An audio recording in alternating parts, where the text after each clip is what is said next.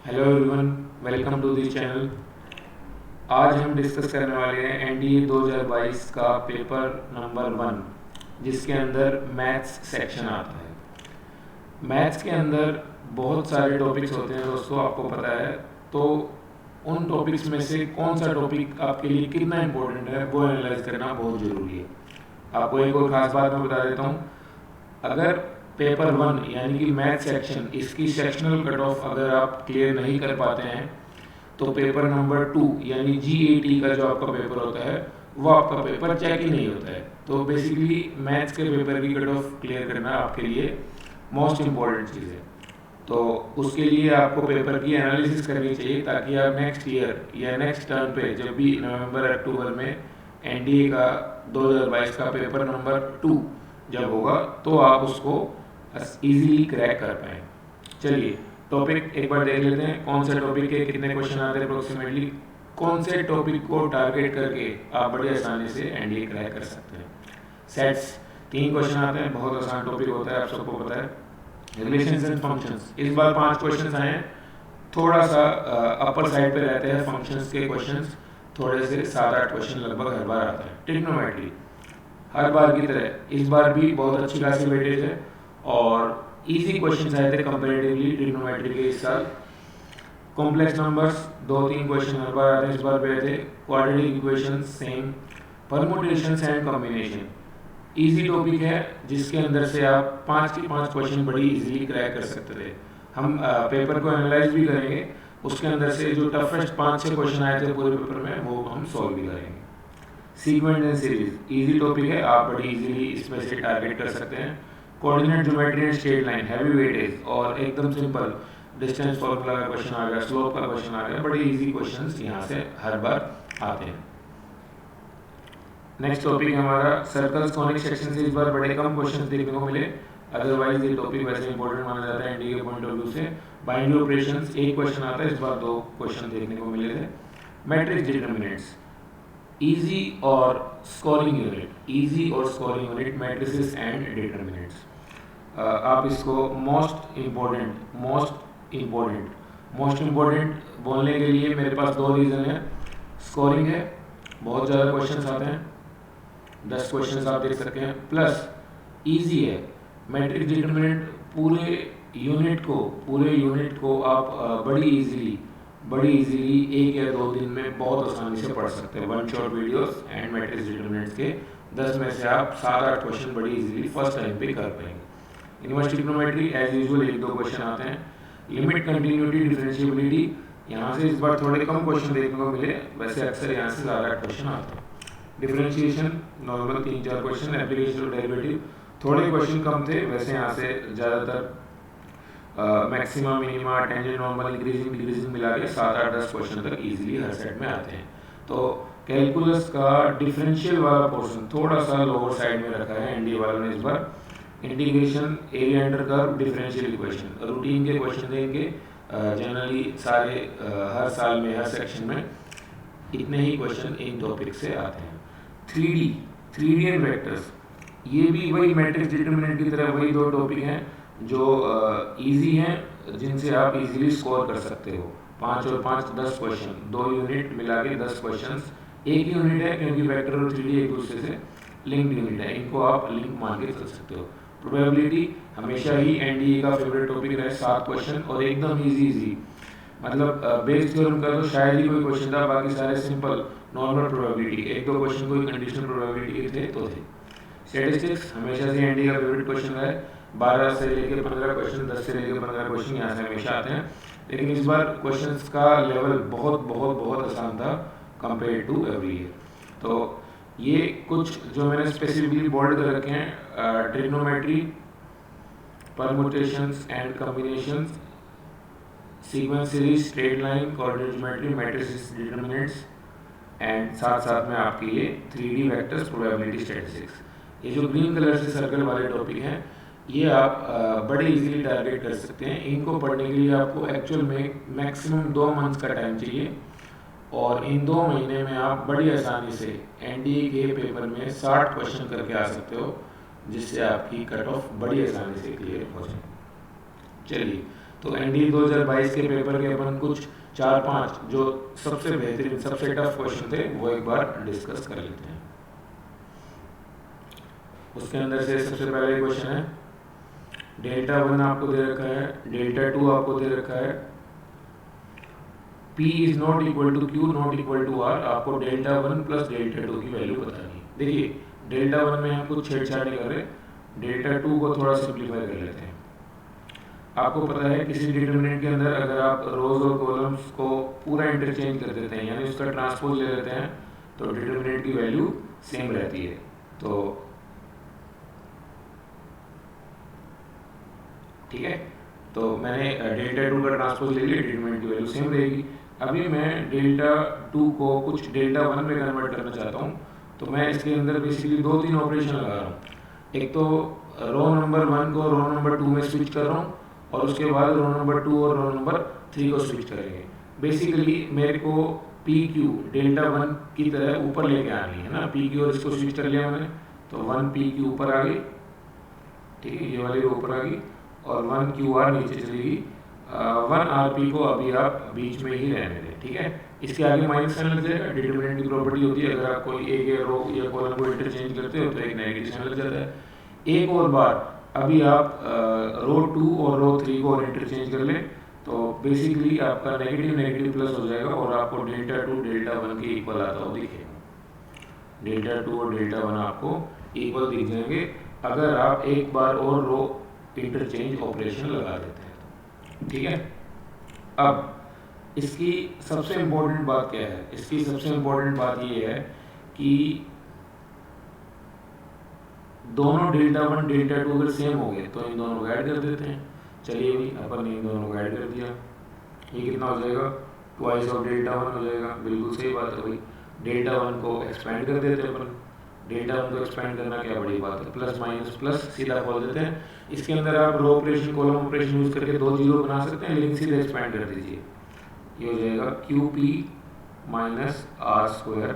Basically मैंने first row से operation start किया है, minus P into minus P, इसके अंदर कितना आएगा? P minus R plus Q into R minus Q, plus Q into R minus Q. जब आप इसको थोड़ा सिंप्लीफाई करते हैं तो ये आपके सामने आ जाएगा 2 टाइम्स ऑफ, एक माइनस साइन में पहले से बाहर ले लेता हूँ, तो ये हो जाएगा P square plus Q square plus R square minus P are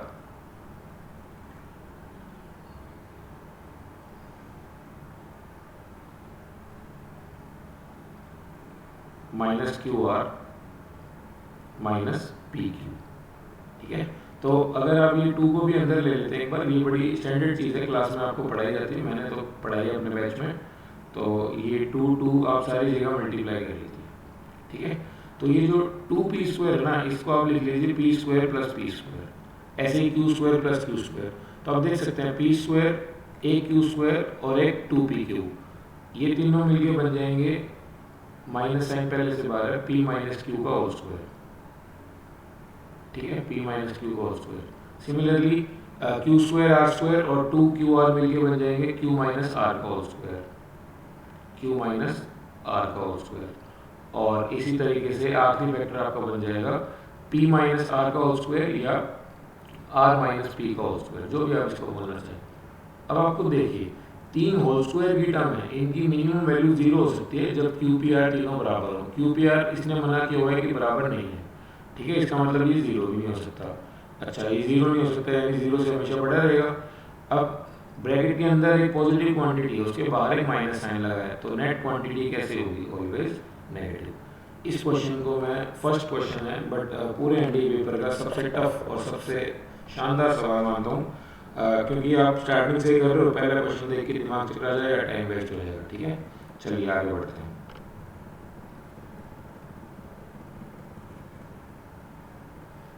Let alpha beta be the roots of the equation x square plus px plus q is equal to 0। Quadratic equation से एक बड़ा बढ़िया शानदार सवाल। तो सबसे पहले लिख लेते हैं अल्फा प्लस बीटा कितना आएगा? Alpha plus beta is equal to minus P. Alpha into beta कितना आएगा? Alpha into beta is equal to Q. Alpha cube and beta cube are the roots of this equation, तो sum of roots यहाँ पे भी लिख देते हैं भाई, minus B by A. Alpha cube plus beta cube कितना हो जाएगा, माइनस का M, alpha cube into beta cube कितना हो जाएगा, this is equal to N. अब अपने को ये बताना है एम प्लस एन की वैल्यू कितनी है, तो एम के माइनस साइन को उधर ले जाओ, minus alpha cube plus beta cube हो जाएगा, ये तो हो गया अपना एम और एन है ही। तो बेसिकली आपको एम प्लस एन निकालने के लिए alpha cube plus beta cube, alpha cube into beta cube, N तो अपने को साफ साफ पता चल रहा है, अल्फा इंटू बीटा की वैल्यू क्यू थी, दोनों साइड क्यू कर दोगे तो अल्फा क्यूब बीटा क्यूब कितना हो जाएगा, क्यू क्यूब हो जाएगा, ठीक है। अल्फा प्लस बीटा की वैल्यू माइनस पी थी, लेकिन अपने को निकालना है alpha cube plus beta cube. अब alpha cube plus beta cube की आपको आइडेंटिटी पता होनी चाहिए। A cube plus B cube की आइडेंटिटी होती है A plus B alpha plus beta into alpha square plus beta square minus alpha beta, ठीक है। इनमें से आपको अल्फा प्लस बीटा की वैल्यू पता है, आप पुट कर दें माइनस पी। यहाँ पे आपको क्या करना पड़ेगा, plus two alpha beta minus two alpha beta. तो जब प्लस टू अल्फा बीटा करेंगे तो ये alpha plus beta whole square हो जाएगा, और माइनस टू अल्फा बीटा करेंगे तो ये नेट में माइनस थ्री अल्फा बीटा हो जाएगा, ठीक है। Alpha beta alpha plus beta की वैल्यू आपको पता है, ये सारी वैल्यू आप पुट कर दीजिए, आपका आंसर आ जाएगा P cube plus Q cube minus three P cube, ठीक है। और सॉरी ये वाली चीज़ के आगे पहले से ही माइनस लगा है, तो थ्री पी क्यू प्लस का हो जाएगा सारी क्वांटिटी प्लस, ठीक है। चलिए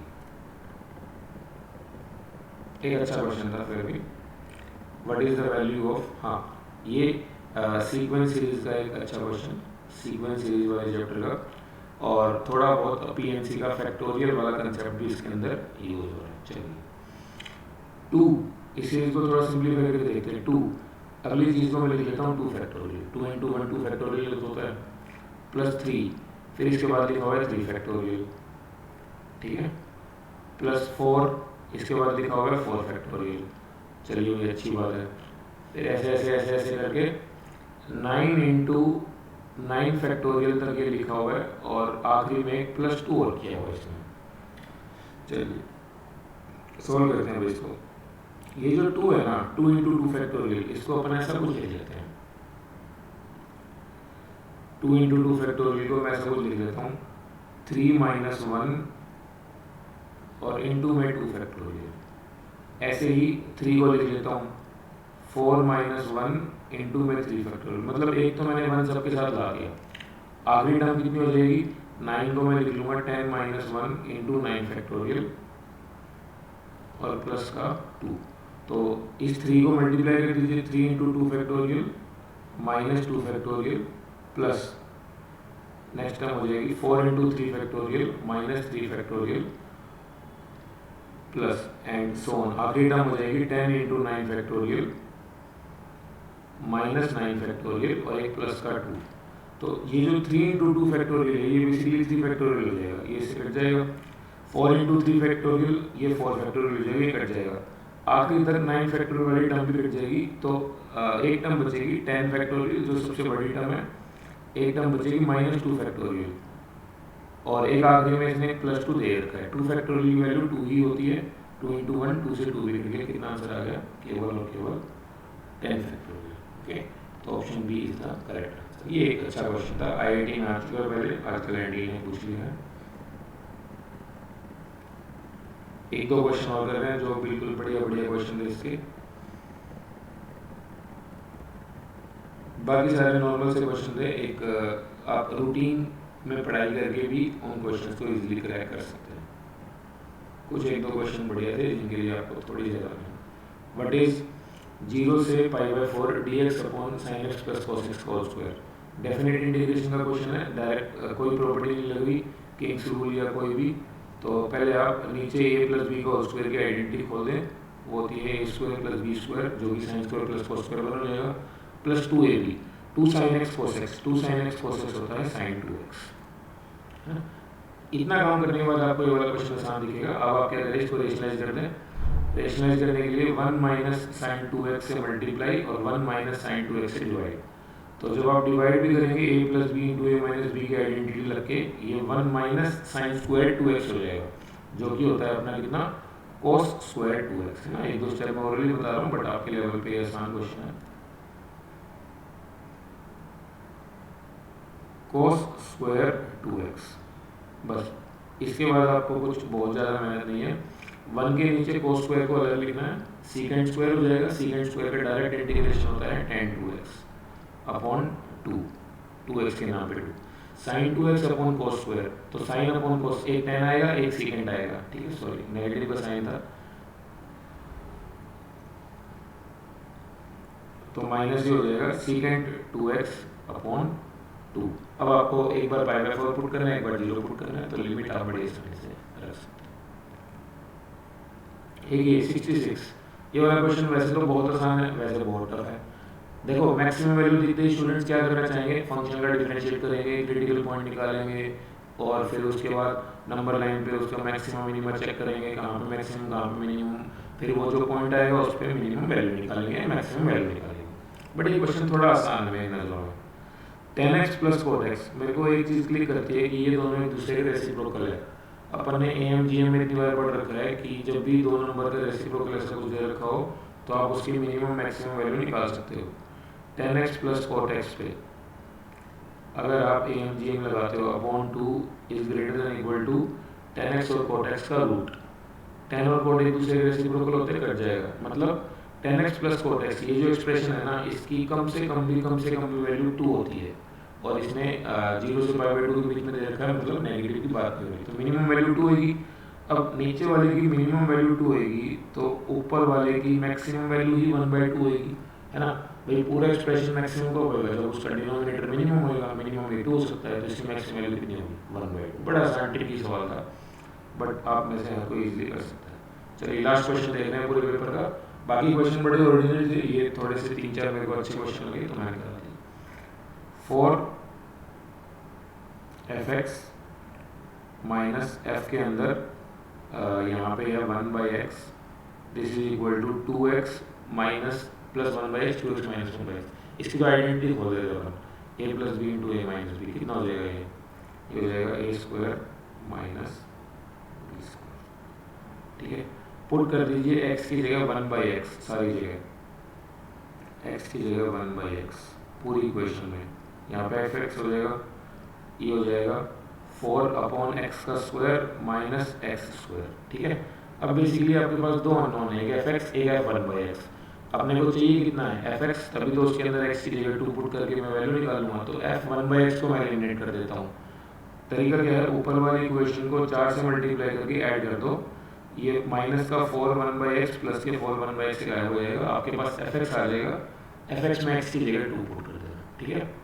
चलिए thank you everyone for your time, please like this video, comment on this and subscribe to our channel maths classes.